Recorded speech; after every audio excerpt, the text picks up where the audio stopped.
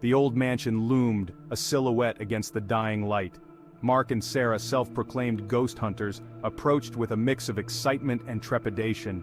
The air grew colder, the silence heavier, as if the house itself exhaled a breath of sorrow.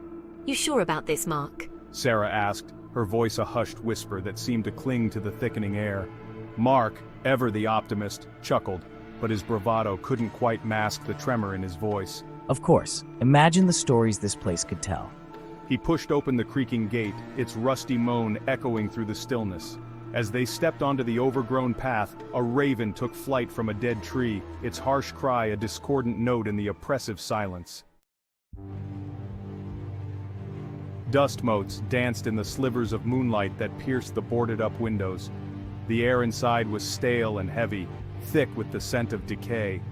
Mark, flashlight beam dancing over cobwebs and peeling wallpaper, felt a thrill course through him. Hear that? He whispered, freezing, his light flickering over a dusty portrait of a stern-faced man in a doctor's coat. Sarah strained to listen, her heart pounding against her ribs. A faint whisper seemed to emanate from the walls, a sibilant murmur just beyond comprehension. They ventured deeper, each room a tableau of neglect and forgotten grandeur. In the library, Mark brushed aside a layer of dust from a table, revealing strange symbols carved into its surface. What do you think they mean? Sarah asked, her voice tight with apprehension. Mark ran a finger over the strange markings, a shiver running down his spine. He had an uneasy feeling he was about to find out. A muffled thump from upstairs sent them hurrying down a hallway, their footsteps echoing in the silence. They found themselves in what must have been the master bedroom, its once opulent furnishings now shrouded in dust covers. Sarah gasped.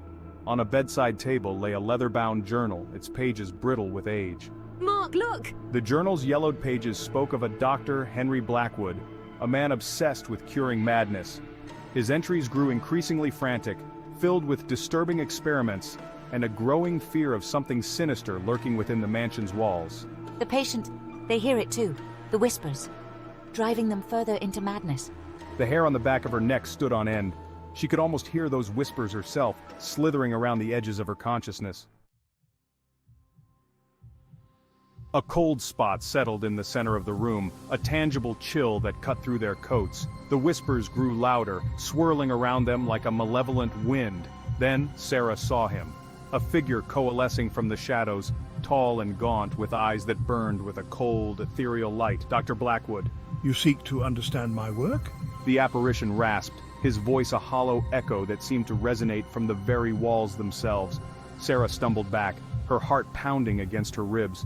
But Mark, either oblivious to the fear that gripped her or choosing to ignore it, stepped forward, his fascination overriding his apprehension. We found your journal. What happened here, Doctor? The ghost of Dr. Blackwood turned his hollow gaze on Mark, a chilling smile spreading across his spectral features.